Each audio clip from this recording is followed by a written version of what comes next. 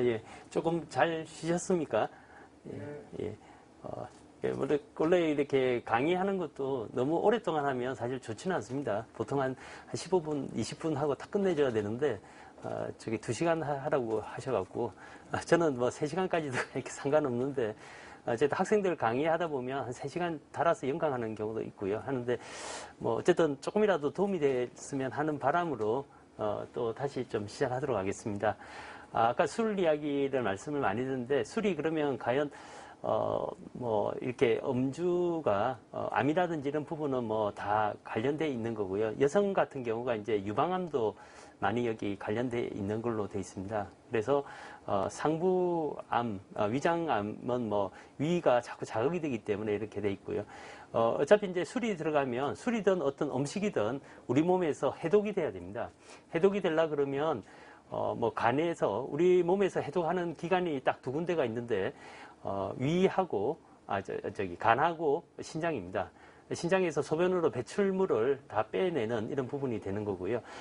그 다음에 이제 간에서는 여러 가지 물질들을, 뭐, 우리 몸에서 필요 없는 것들을 만들어서 대변으로, 소화액으로 이렇게 분비되는 이런 부분이 있는데, 그, 알코올이 들어가면 알코올 그 분해 효소라는 게 몸에 있는 경우가 있습니다. 그래서, 사람들이 이제, 술을 드시게 되면 얼굴이 빨리 빨개지고, 그 술을 드시는데 많이 힘들어 하시고, 술을 알러지 있는 사람도 있고요.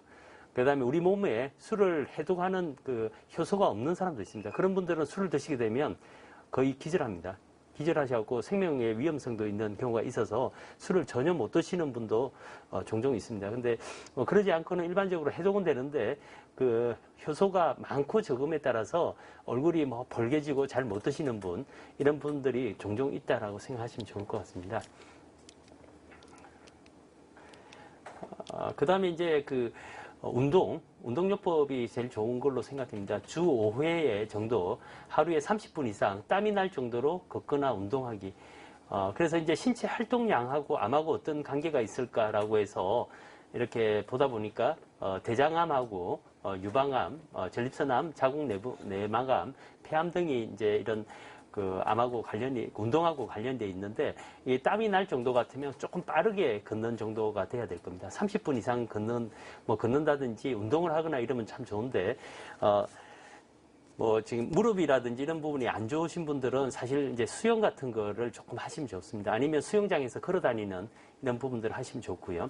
그다음에 운동을 하게 되면 대장암의 위험성이 40에서 70%가 감소하는 걸로 알려져 있고, 유방암도 한 30에서 40%가 감소하는 걸로 알려져 있습니다.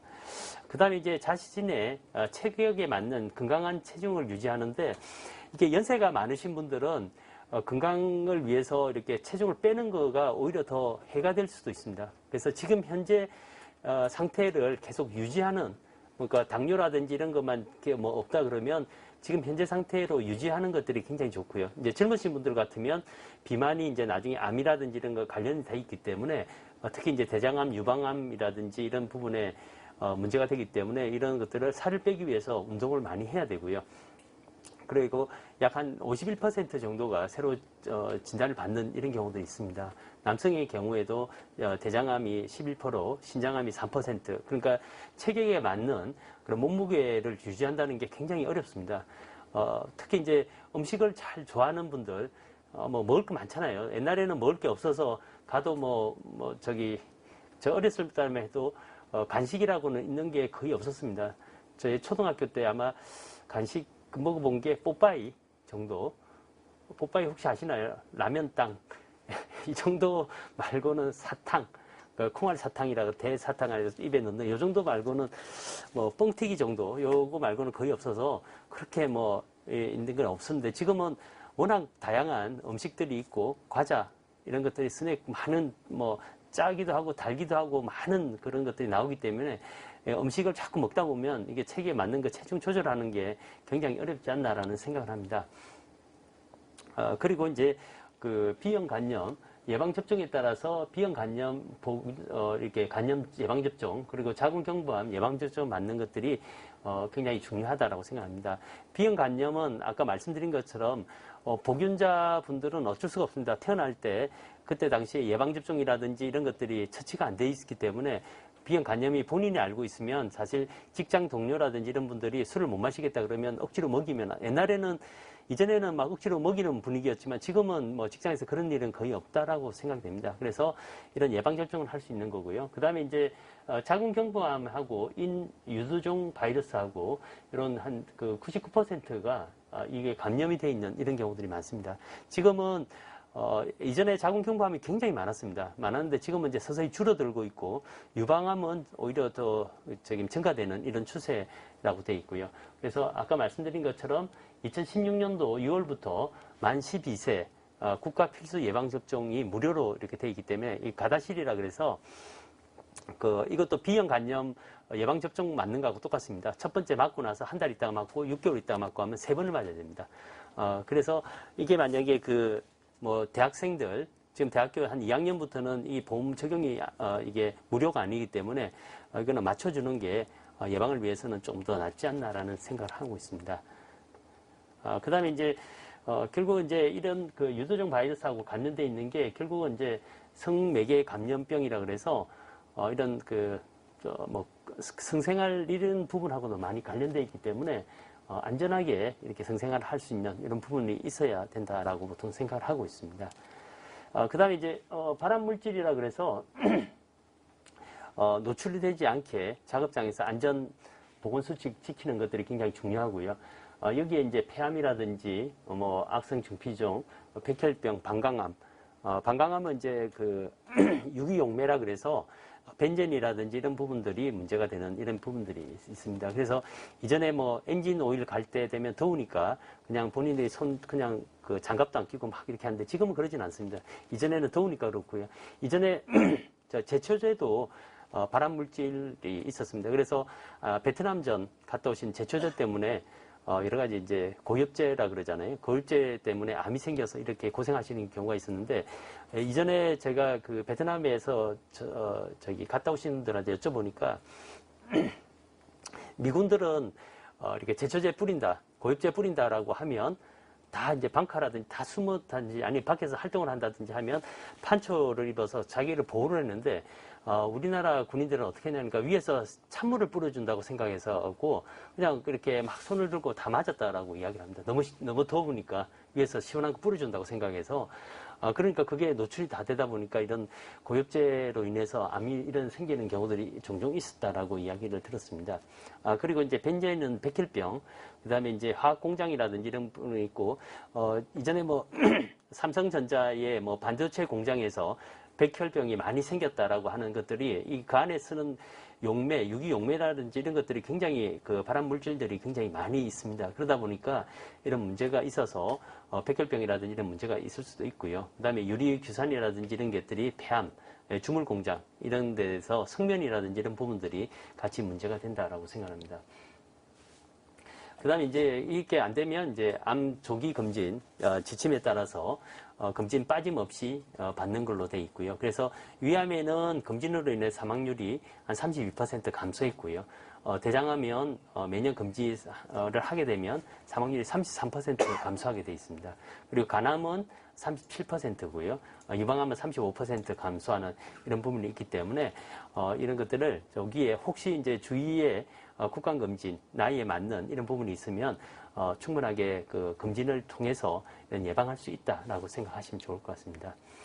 근데 이런 만약 얘기하고 조기에 검진을 못했을 경우에는 할 수 없이 이제 암 환자분들이 이제 아까 사기가 아니고 말기라고 말씀드렸잖아요. 말기가 되면 갑자기 돌아가시는 이런 경우들이 있습니다. 말기라고 해서 환자분들이 못 걸어 다니시는 분은 없습니다. 대부분 다 걸어 다니다가 한 1개월, 2개월 이제 만약에 임종 과정이 1개월, 2개월 정도 되기 시작하면 그다음부터는 침대에 누워 계시는 시간들이 훨씬 많아지고 주무시는 시간들이 많고 보통 이렇게 되면 한 50%가 2, 3개월 내에 돌아가신다. 항암 치료가 이제 다른 치료를 다 했는데 이제 가능성이 없다라고 하는 순간 한 2에서 3개월 정도가 사망을 한다라고 보통 생각합니다. 그래서 제가 아까 말씀드렸듯이 호스피스 쪽에서 하다 보면 여기 제주도에 계신 분들이 서울에 있는 큰 병원들 꼭 가보시잖아요. 그래서 큰 병원에서 있다가 항암 치료 하다가 한 대 갖고 이제 더 이상 치료할 게 없다라고 하면 그냥 내려옵니다. 내려오시는데 내려오시고 나서 하루 이틀 만에 돌아가세요. 근데 이때까지 평생을 사시면서 뭐 그게 80이 됐든 90이 됐든 한 몇 년 정도 살면서 병원에서 항암 치료한다고 머리 빠지고 토하고 뭐 안 좋아서 병원에 입원했다가 중환자실 갔다가 이래 하는 것들이 과연 이게 옳을까라는 생각을 하면 좀 생각을 좀 달리 해볼 필요가 있지 않을까라는 생각을 합니다. 저 개인적으로는 조기에 발견해서 빨리 수술을 하고요. 그 다음에 만약에 조금 번졌다 그러면 1차 항암제까지는 권해드리고 싶습니다. 근데 2차부터는 1차 항암제 다음에 2차 항암제로 넘어갈 때 되면 굉장히 부작용이 더 많은 겁니다. 부작용이 많기 때문에 그만큼 이렇게 사용하는 게 굉장히 어려울 수 있고요. 그러다 보면 본인들이 이제 생을 마감할 수 있는 시간이 돼야 되는데 시간 자체가 아무것도 없이 병원에서만 생활하다가 이 생을 마감한다. 좀 서글프지 않습니까? 그래서 서울에 있는 큰 병원들이 보통 이제 저희한테 보낼 때 보면 오시고 난 다음에 하루 이틀 만에 돌아가시는 경우가 대부분입니다.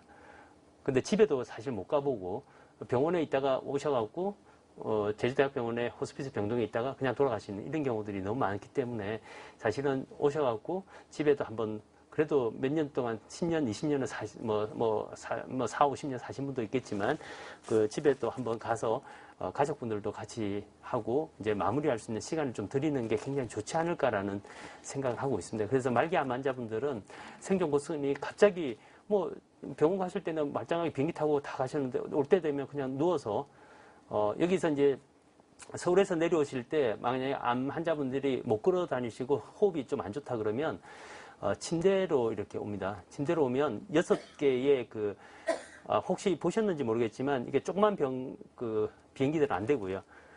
볼 수 있는 게 대한항공 정도 큰 비행기가 있는 데만 보통 됩니다. 그러면 6개의 자리를 다 비우고 거기에 침대가 들어갑니다. 그리고 산소 이렇게 하고 의사가 옆에 붙어서 같이 오거든요. 근데 그러고 나서 도착해갖고 응급실로 와서 입원하게 되면 하루 이틀만 돌아가십니다. 그러니까 그게 참 좀 인생에서 마감할 수 있는 시간을 좀 드리는 게 아마 좋지 않을까라는 저는 개인적인 생각은 그렇게 하는데 아직까지도 현실적으로는 항암 치료에 대한 미련이 가족마다 너무 많아서 마지막까지 끝까지 하는 게 이게 효도다라고 생각을 하는 경우도 있고요. 그래서 어떤 게 맞는지는 정답은 없습니다. 각 개인마다 집안마다 생각이 다 다르고 하기 때문에 먼저 이제 죽음에 대한 부분들도 아마 죽음 교육이기 때문에 죽음에 대한 것도 생각을 해서 어떻게 이제 마무리를 할까 이것도 좀 생각을 해보는 그런 계기가 되면 좋지 않을까라는 생각을 합니다. 그리고 암 환자분들이 항암 치료를 하는 것보다는 더 살기보다는 덜 아팠으면 좋겠다는 부분들이 굉장히 많고요. 암 환자분의 저희 보면 한 80%, 90%가 통증을 호소하는 경우들이 너무 많습니다. 근데 이제 통증 조절이 제대로 안 되는, 물론 100% 통증이 없어진다라고 보기는 어렵지만 한 7, 80% 정도는 통증이 완화가 됩니다. 그러니까 완화가 100% 없어지는 게 아니기 때문에 그런 부분들이 있다라고 생각을 하시면 좋을 것 같고요. 그래서 이런 돌아가시는 분들, 인정과정이라든지 말기 암 환자, 이렇게 돌아가신 분들, 버킷리스트를 좀 저희들 호스피스 환자분들한테 이거 뭘 했으면 세상에 좋을 건지, 물론 이제 의식이 있는 분들은 이게 가능하지만 의식이 없는 분들은 이걸 하지도 못하고 병상에서 마무리를 하는 경우들이 있어서 조금 안타까운 이런 부분이 있습니다. 그래서 버킷리스트를 이렇게 보다 보면 이게 이제 영화가 나오면서 우리나라도 이제 버킷리스트가 뭘까, 내가 죽기 전에 뭘 했으면 좋겠다. 라고 이렇게 생각하는 경우인데, 우리 젊은 버킷리스트 혹시 작성해 본 적 있으세요? 뭐가 첫 번째인가요? 오래 살기. 예, 예. 지금부터 그러면 건강하게, 아까 예방하면서 이렇게 살고. 어르신은 혹시 버킷리스트라 그래서 죽기 전에 뭘 했으면 좋겠다고 생각하신 거 혹시 있으신가요? 말씀 잘하세요. 죽기 전에 하고 싶은 거 생각한 거 있어요? 죽기 전에 하고 싶은 일을 생각하신 거? 아직 준비가 안 됐어요. 예, 아직 준비 안 되셨어요. 그래서 이거를 한번 버킷리스트, 이게 영화가 나오면서 내가 죽기 전에 뭘 했으면 좋겠나 라고 생각하는 이런 부분들이 아마 우리나라에서도 많이 번져 있었고, 그걸 요즘에 이제 젊은 친구들이나 제 나이 또래나 그 밑에 쪽은 저기 스페인 쪽에 순례자의 길을 꼭 걸어봤으면 좋겠다고 버킷리스트 올리는 분들 굉장히 많습니다. 그래서 그런 거 뿐만이 아니고 어디 가족분들하고 어디를 갔으면 좋겠다 이렇게 하는 경우도 있고요. 그래서 버킷리스트 100가지 해서 이런 그 적은 게 있어서 제가 잠깐 말씀드리면 이게 뭐 개인마다 차이가 있는 거고요. 제일 위에는 이제 한국문화예술공연협회 올해 안으로 1000명 회원 만들기 이런 것도 이렇게 적어놨더라고요. 그래서 아마 이분은 아마 이런 단체에서 조금 높으신 분이나 이런 걸 무슨 협회 장을 하시는 분이 아닐까라는 생각을 하고요. 그 다음에 이제 건강한 아기 키우기, 아마 아기를 키우는 그 부부고 이렇게 뭐 부부 사이좋게 살기. 그러니까 굉장히 뭐 버킷리스트라 그래서 굉장히 큰 거 뭐 이런 게 아니고 사소한 아까 말씀하신 것처럼 뭐 오래 살기. 지금부터 열심히 이제 의미 있게 사는 이런 부분들을 만들어가는 것들이 아마 좋지 않을까라는 생각을 하고요. 여기 보면 이제 개인적인 게 11번째 보면 1000만 원 당선 시집 내기 돈 받아서 시집 낸다는 이런 것도 아마 그 무슨 뭐 이게 뭐 시인인지 아니면 글쓰기를 좋아하시는 분인지는 저도 정확하게 알 수는 없습니다. 이런 분들이 있어서 아마 오늘 그 뭐 강의도 강의지만 가셔갖고 뭐 건강하게 살면서 내가 뭐 죽기 전에 뭘 한번 해볼까 한번 생각해 보시는 것도 아마 뭐 내일 토요일이고 하니까 한번 생각을 일주일 만에 한번 좀 해보시면 어떨까라는 생각을 합니다. 그래서 이게 뭐 버킷리스트 해갖고 뭔가 있나 이렇게 살펴보니까 나의 버킷리스트 100 해서 이걸 또 책으로 또 팔고도 있더라고요. 그래서 이건 버킷리스트가 본인의 버킷리스트인데 이걸 왜 책으로 팔까 이렇게 생각이 되는데 이게 뭐 좀 가격을 사서 7,900원 하는데 지금 얼마인지 모르겠습니다. 이때 당시에 제가 이걸 사볼까 하다가 다른 사람 버킷리스트 쓴 거를 내가 봐서 뭐 하겠냐라고 생각이 돼서 저는 안 샀습니다. 일단은 그래서 있어서 제가 말씀드리는 거고요. 그래서 이제 이게 버킷리스트도 문제지만 이제 연명치료에 대한 부분들도 아마 이번 강의 죽음에 대한 교육하면서 많이 아마 그 교육을 받으실 것을 거로 생각이 됩니다. 그래서 우리나라의 현재 연명치료에 대한 부분을 보면 일반 연명치료와 특수 연명치료로 나눌 수가 있는데 지금 연명치료, 연명의료 결정법이라 그래서 거기서 안 하겠다는 그 부분은 전부 다 여기 보이는 것처럼 죄송합니다. 예. 여기 특수 연명치료를 안 하겠다는 그 부분입니다. 그래서 어떤 환자분들이나 오면 연명치료 안 하겠다 그러면 모든 거 다 안 한다고 이렇게 생각하시는 경우들이 너무 많아서 그런 건 아니고 기본적으로 치료를 할 수 있는 부분은 한다라고 이야기합니다. 그래서 호스피스 쪽 가면 호스피스 병동을 가면 죽으러 가는 거 아니냐고 아무것도 안 해줄 건데 왜 병원에 입원시키냐고 하시는 경우들은 굉장히 많아서 그냥 상식적으로 알고 계시면 좋을 것 같아서 이거는 말씀드리는 거고요. 일반 연명치료는 생명 유지에 필수적이지만 뭐 전문적으로 의학 지식이나 이런 것들이 특수 장치가 필요하지 않는 겁니다. 그러니까 뭐 잘 못 드신다든지 하면 콧줄을 꽂고 있는 분들 아마 있을 겁니다. 거기에 그냥 경관용 그 미염이라든지 이런 거 해서 여러 가지 죽처럼 생긴 부분을 이렇게 이게 코에다가 넣어주는 이런 부분 아마 보셨을 겁니다. 병원에 가시면 이런 거는 누구나 다 할 수 있잖아요. 그러니까 이런 거는 다 하고 그다음에 수분 섭취, 그다음에 영양 공급이라든지 체온 유지, 배변, 그다음에 통증이 있으면 진통제 투여하고 그다음에 욕창 예방을 위해서 욕창은 한번 생기면 이거 연세가 많으신 분들은 특히 병이 있는 분은 못 고칩니다. 그래서 안 생기게 하는 게 첫 번째이기 때문에 욕창 예방은 그래서 2시간에 한 번씩 체위 변경이라 그래서 옆으로 돌려주고 가만히 누워있으면 뒤에 엉덩이 뼈 있는 부분이 다 헐어버리기 때문에 그게 한번 생기고 나면 어떻게 할 수 있는 방법이 없습니다.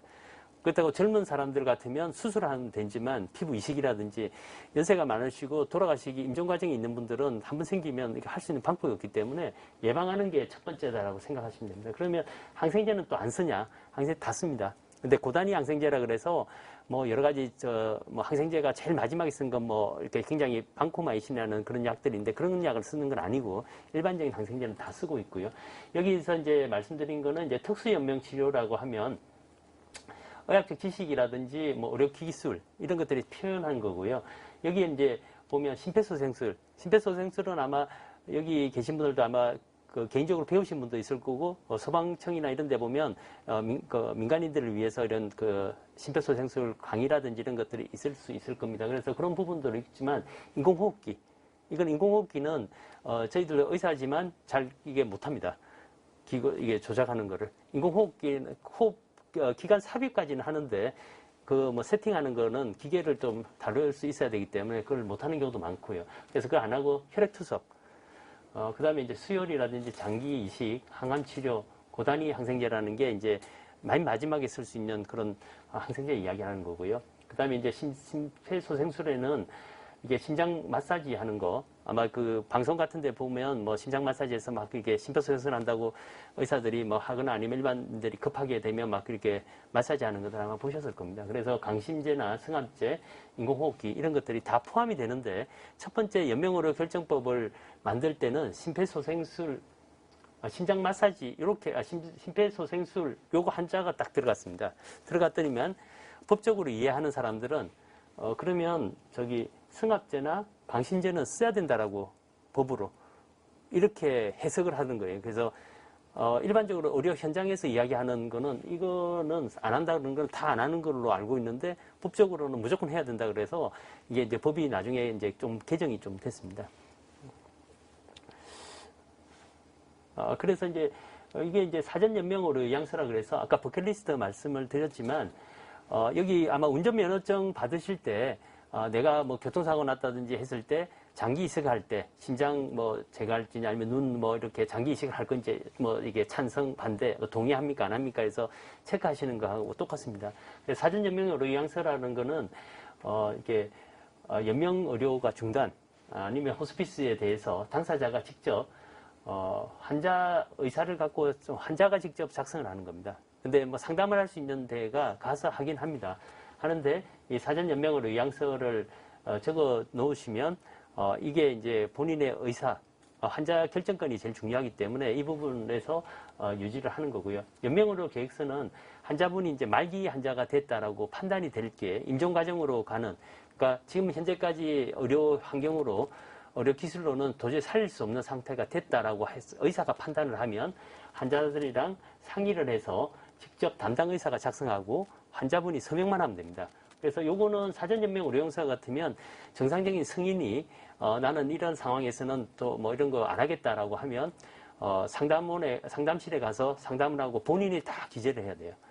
그 차이가 있다라고 생각하시면 좋을 것 같습니다. 둘 다. 근데 이제 둘 다 마찬가지 있는 거는 자발적인 의사에 의해서 작성하고 변경이나 철회가 가능하다라고 이렇게 생각을 하시면 좋을 것 같습니다. 그래서 이제 이게 연명으로 이게 법적 서식이라서 저희가 이게 뭐 따로 할 수 있는 건 아니고 연명으로 계획서에 보면 환자 성함부터 해서 이거는 다 의사가 다 작성을 하고요. 그 다음에 요 밑에 뭐 이렇게 뭐 치료 방법, 그 다음에 결정사항 어떻게 됐는지 호스피스 이용할지 말지 이런 거에 대해서 한 가지 설명을 다 해서 체크를 하면서 되고 여기다가 이제 환자분이 성함을 사인을 하게 되면 의사가 여기 사인을 하고 이제 마무리하는. 그러면 글자를 못 쓰시는 분은 어떡하냐? 뭐 녹취라든지 이런 것들을 다 녹화를 해서 이렇게 하는 경우도 있긴 합니다. 근데 그러면 이제 억지로 환자 보호자분들이 오셔갖고 손을 잡고 서명을 하면 그거는 불법입니다. 원칙적으로는. 그래서 뭐 근데 사실 다 설명을 하고 다 말씀을 드리는데 손으로 글자를 못 적으시는 분들이 가끔 있으십니다. 손이 너무 떨린다든지 힘이 없는 경우도 있고요. 글자를 모르시는 분도 아직 조금 계신 것 같더라고요. 그래서 그런 경우는 할 수 없이 구두나 녹취한 것들을 녹화라든지 이런 걸 통해서 정면 자료로 합니다. 그래서 사전 연명으로 의향서에 보면 등록 기간이 있는데 우리 제주도의 등록 기간이 꽤 많이 생겼습니다. 그래서 제주대학병원도 있고요. 제가 알고 있기로는 서귀포병원도 이제 지금 이제 하려고 하고 있고요.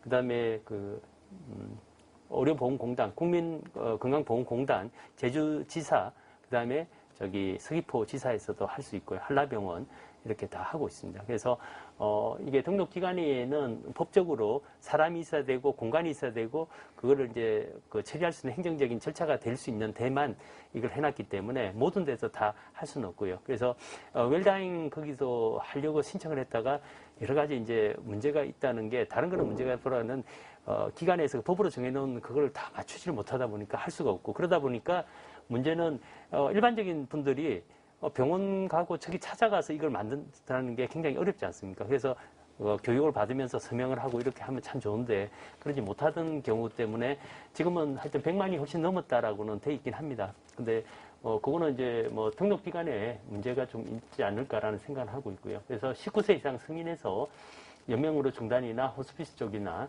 방법, 그다음에 이런 부분들을 보고 서명을 하면 이거는 한번 등록을 하게 되면 중앙에서 관리를 하기 때문에 병원에 간다든지 이러면 병원에서 이걸 했는지 안 했는지 체크를 할 수가 있습니다. 그래서 혹시라도 응급의료법이 상위법이기 때문에 연명의료 결정법보다는 상위법이라서 만약 이런 걸 모르는 상태 같으면 막 심폐소생술을 합니다. 그래서 무조건 해야 되기 때문에. 근데 이게 있다라고 해서 있으면 그걸 안 하고 마무리를 그냥 그 생애 마무리하는 이런 부분이 있다라고 생각하시면 됩니다. 그래서 이거는 이제 사전 연명으로 의향서라고 하고요.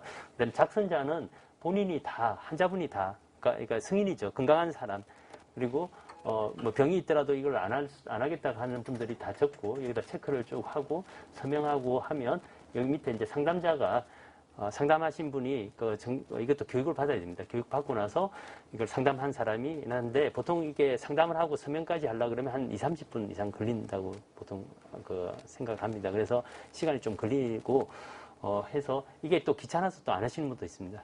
그래서 근데 이제 지금 제일 문제되는 거는 뭐 다른 분들은 가족분이 계시면 아무 문제가 안 되는데 가족분이 없는 혼자만 사시는 분들이 사실 이걸 결정을 안 하면 평생을 그냥 중환자실에서 이렇게 지낼 수밖에 없는 게 우리 현실적인 법의 테두리입니다. 그래서 이제 만약에 의식이 없는 상태에서 발견되면 19세 이상의 환자 2명이 일치된 그 진술이 있고 담당 의사가 전문의가 확인하면 되는데 만약에 뭐 우리 지금 현재로는 의식이 만약에 가족분 중에서 한 분이 없어서 이걸 심폐소생술 연명으로 안 하겠다라고 뭐 결정을 할 수 있는 상황은 아닙니다. 만약에 우리가 집에서 그 식구들끼리 앉아서 우리가 죽을 때 되면 이런 건 하지 말고 집에서 같이 좀 있다가 보내달라고 이야기하시는 경우가 많지는 않지 않습니까?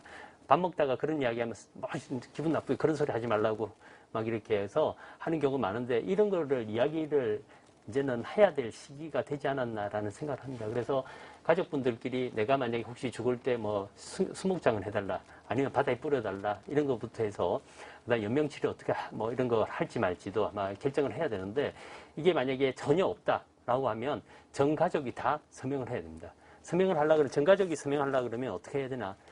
요즘에 자녀분들 너무 잘 키워서 제주도에만 있으면 참 좋은데 제주도에만 없지 않습니까? 큰아들은 저기 서울에 있고 저기 부산 가고 뭐 더 잘 키운다는 의미가 좀 애매하긴 한데 일본 간 사람도 있고 미국 간 사람도 있고 이 사람들을 다 모아갖고 서명을 받으려고 그러면 얼마나 힘들겠습니까? 그러니까 본인이 이제 의식이 있고 정상적으로 생각할 수 있을 때 이걸 미리 만들어 놓으면 좋겠다는 말씀을 제가 드리는 거고요. 그래서 그러다 보니까 한 사람이라도 만약에 반대를 하면 이거 중단하면 안 됩니다. 중환자실과 살인 방조죄로 3년 이하의 징역을 받을 수밖에 없는 상황이기 때문에 의료진이 그리고 그걸 주장한 사람들은 살인죄로 들어갑니다.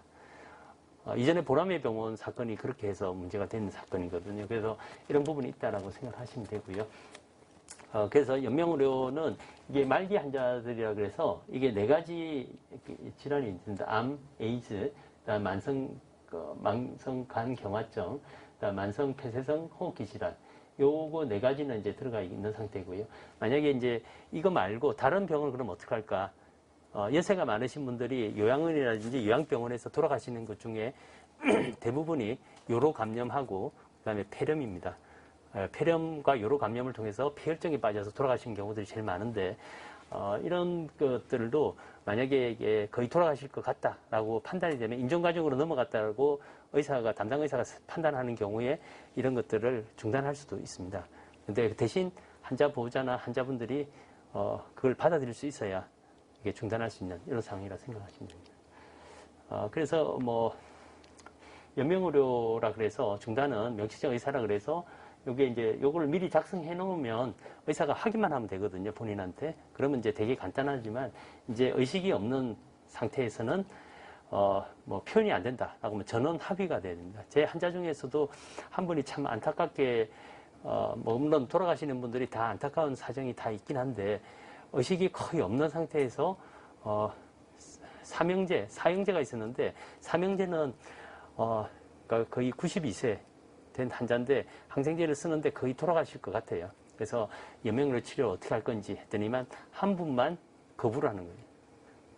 그래서 돌아가시기 전에 기간 삽입 다 하고요. 다 했는데 그러고 나서 며칠 사셨는가 하면 하루 사셨습니다. 그러니까 그게 과연 그러면 가족분들 떨어져야 되거든요. 돌아가실 때 이제 돌아가시고 나서 돌아가셨으니까 얼굴 한번 보시라고 그게 끝이거든요.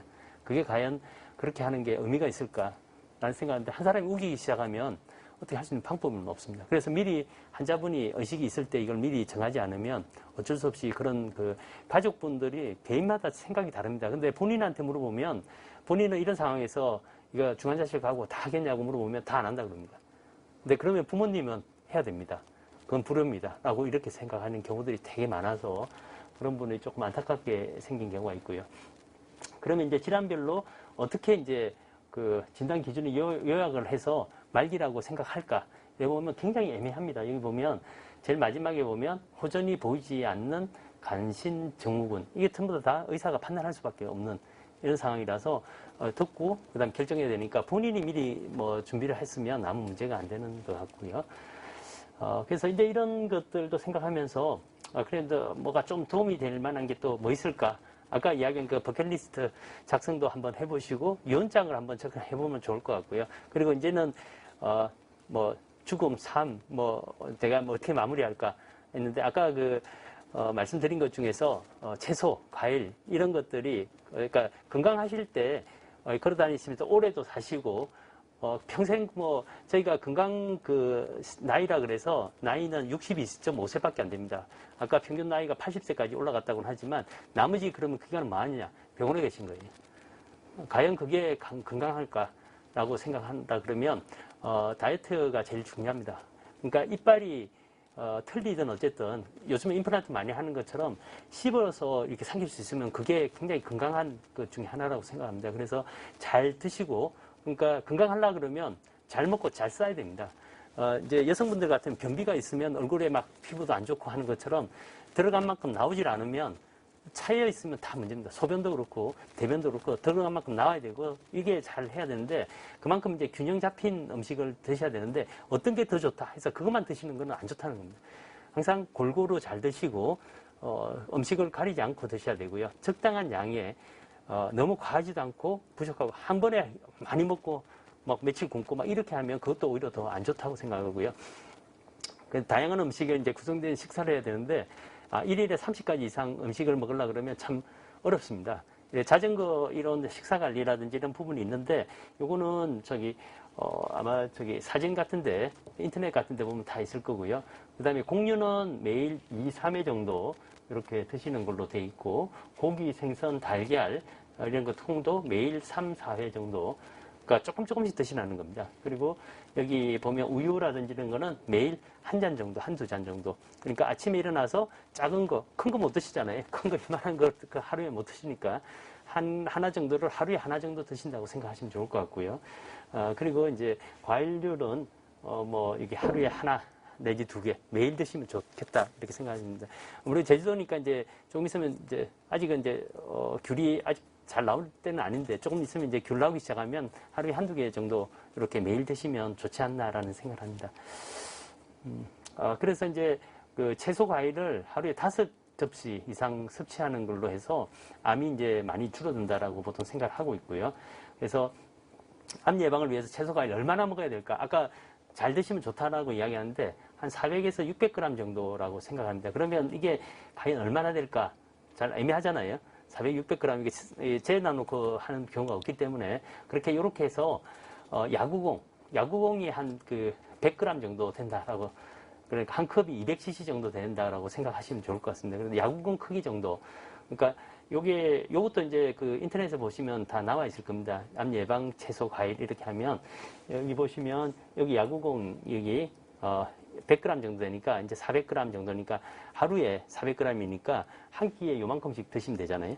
그래서 이제 당근 같으면 한 3분의 1 정도, 3분의 2 정도, 그 정도 드시면 되겠고요. 파프리카 같으면 이제 작은 하나 정도, 큰 거 말고 작은 거 그냥 일반적으로 뭐 그게 한 100g에서 200g 정도 된다라고 생각하니까 하루에 4개를 골고루 드셔야 된다는 겁니다. 이게 그래서 애호박, 상추가 보면 여기 보면 10장에서 12장 정도, 그게 100g 정도 됩니다. 그러면 우리가 이게 매일 아침, 점심을 못 먹었으니까 저녁에 회식하면서 그럼 몇 장을 먹어야 되는가 계산을 하면 곱하기 4를 하면 자 48장 정도, 40개를 먹어야 되는데, 그럼 고기도 안 먹으면 40개 먹을 수 있습니다.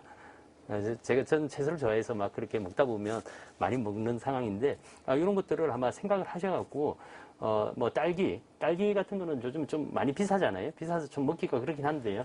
여유가 되시면 딸기도 하루에 6개에서 8개, 8알 정도가 한 번이니까 곱하기 4하면 이제 12알, 48, 32, 그러니까 30개 정도. 이런 게 드시면 이 건강하게 채소 같은 것들을 많이 하고, 요거는 그냥 상식적으로 야구공 정도 되는 거를 한 4개 정도를 하루 종일 먹는다 라고 생각하시면 좋을 것 같습니다. 그러면 아마 건강하게 이렇게 섭취되지 않을까라고 생각을 하고요. 그 다음에 이제 아까 뭐 중간에 말씀드린 것처럼 색깔이 다양한 채소, 여기 파이톤이라 그래서 식물에 여러 가지 물질들이 있는데 자기를 보호하기 위한 물질들이 많이 하고 있습니다. 이런 부분들이 우리 몸에도 더 건강한 유지할 수 있는 이런 부분이라 그래서 색깔이 있는 거, 뭐 보랏빛, 무슨 채소 상치 같은 것들은 보라색 돼 있는 거 다양하게 있지 않습니까? 그래서 그런 것들을 많이 잘 드시면 아마 많이 도움이 되지 않을까라고 생각을 합니다. 그래서 아마 여기 오늘 오신 분, 오늘이 아마 마지막 강의 같은데 아마 그 전에 들으신 분도 있을 거고 하시는데 아마 여기 오셔갖고 조금이라도 도움이 되고 다음에 이제 내가 어떻게 죽을까를 한번 생각해 보시면서 어떤 생활을 마감하실지, 그리고 마감하기 전에 건강해야 되고요. 건강하려 그러면 암검진도 많이 해야 되고 다양하게 채소도 많이 드시면서 하시고, 내가 죽을 때 연명치료를 어떻게 할 건지도 한번 생각해보는 그런 계기가 되었으면 좋겠습니다. 예, 이걸로 마치도록 하겠습니다. 고맙습니다.